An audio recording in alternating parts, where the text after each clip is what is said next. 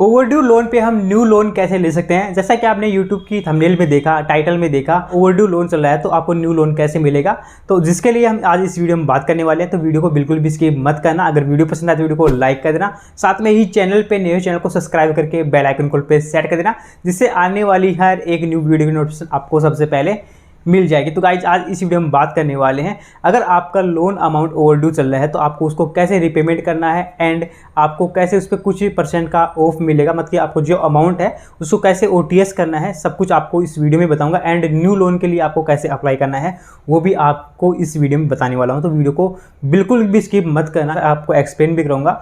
और जैसे कि आपको पता है कि पीछे लिख रहा है कि ओवरड्यू लोन पे न्यू लोन हम कैसे ले सकते हैं, तो इस वीडियो में आपको कंप्लीट जानकारी मिलेगी। तो वीडियो को बिल्कुल भी स्किप मत करना एंड आपको कमेंट बताना कि आपको वीडियो कैसा लगा। तो थोड़ा सा आपको एक्सप्लेन करके देता हूँ कि जिन लोगों का NBFC से और बैंक से ओवरड्यू चल रहा है तो उनको OTS करवाना पड़ेगा। काफ़ी बंदों को मैंने पहले ही बताया था कि आपको OTS करवाना पड़ेगा। तो OTS का यहाँ पे आपको थोड़ा सा बता देता हूँ, पहले अपने बोर्ड पे एक्सप्लेन के OTS का मतलब क्या होता है। ठीक है, OTS का मतलब क्या होता है। OTS का यहाँ पे मतलब होता है कि वन टाइम सेटलमेंट। हम जो भी हमारा लोन ओवरड्यू चलता रहता है तो हम उस पर OTS कर सकते हैं। अब OTS के लिए हमें कहाँ जाना पड़ेगा, ठीक है, मतलब कि OTS हम कैसे कर सकते हैं, कैसे इसका फॉर्म फिलअप करेंगे।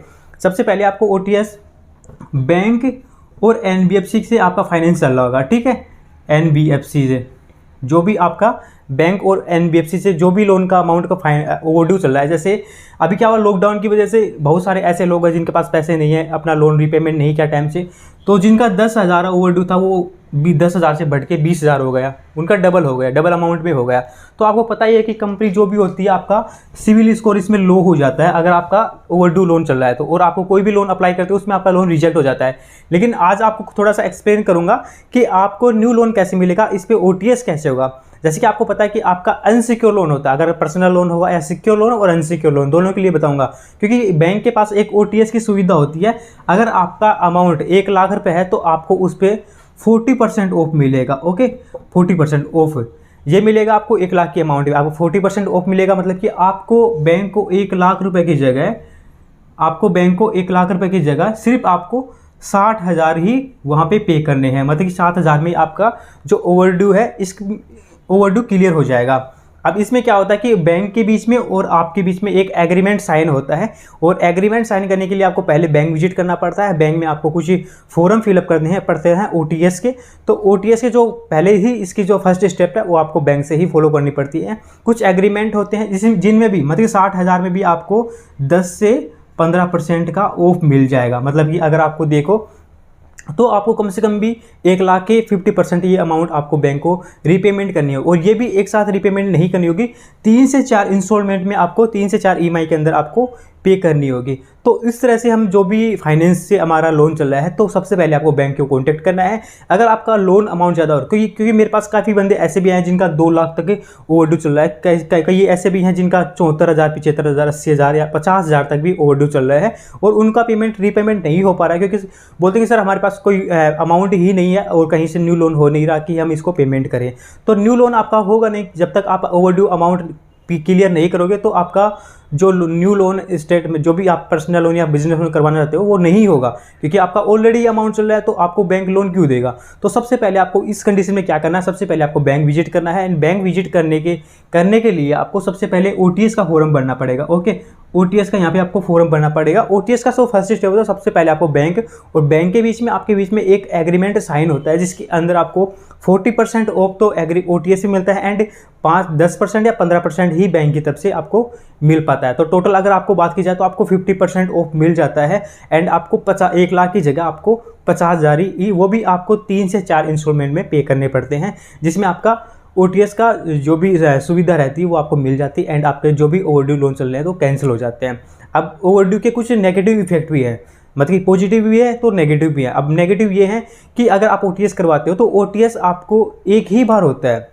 अगर आपका जितना भी होगा, अगर आपने उस नया लोन लिया OTS के बाद में और उसका भी पेमेंट नहीं हुआ तो आप उस पर OTS नहीं ले सकते, क्योंकि आपने ऑलरेडी ये OTS ले रखा है। तो OTS की सुविधा उन लोगों के लिए है जो काफ़ी बड़ी अमाउंट में चल रहा है, जिनका 10,000, 20,000, 30,000 तक है, वो डायरेक्ट अपने बैंक से कांटेक्ट कर ले, शायद उनको भी OTS मिल सके। लेकिन जिनका 1 लाख से ऊपर है या 50,000, 80,000 है, तो उनके लिए काफ़ी बेस्ट ऑप्शन है OTS का। एंड OTS का आप जब करवाते हो तो आपको न्यू लोन भी आपको बैंक से ही मिल जाता है। और न्यू लोन कब मिलेगा उसमें भी एक टाइम पीरियड होता है, कम से कम भी 1 महीने का टाइम पीरियड होता है। आपको मैं एक पीडीएफ दिखाता हूँ और पीडीएफ की लिंक मैंने एक डिस्क्रिप्शन में डाल दिया है, तो उसमें मैं आपको मिलेगा सिविल स्कोर। अब सिविल स्कोर रिपोर्ट आपको पता होगा कि हर मैं एक लोन पे बोलता हूँ कि मेरे को आप सिविल स्कोर सेंड करो। कई बंदे क्या करते हैं, मेरे को स्क्रीनशॉट लेके सेंड कर देते हैं, लेकिन स्क्रीनशॉट पे अब वो बोलते हैं कि सर आपने वो सिविल स्कोर देखना है, वो आप देख सकते हो स्क्रीनशॉट में।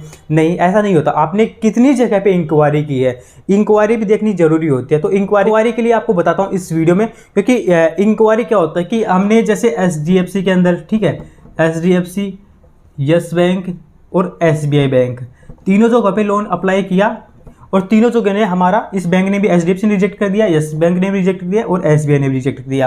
अब क्या होगा, ओटीएस, अब ये इंक्वायरी हो गई, 1 महीने में 3 इंक्वायरी हो गई, ठीक है। अब तीनों जगह हमारा फॉर्म कैंसिल हो चुका है, ऑफलाइन हमने फॉर्म किया था या ऑनलाइन किया था।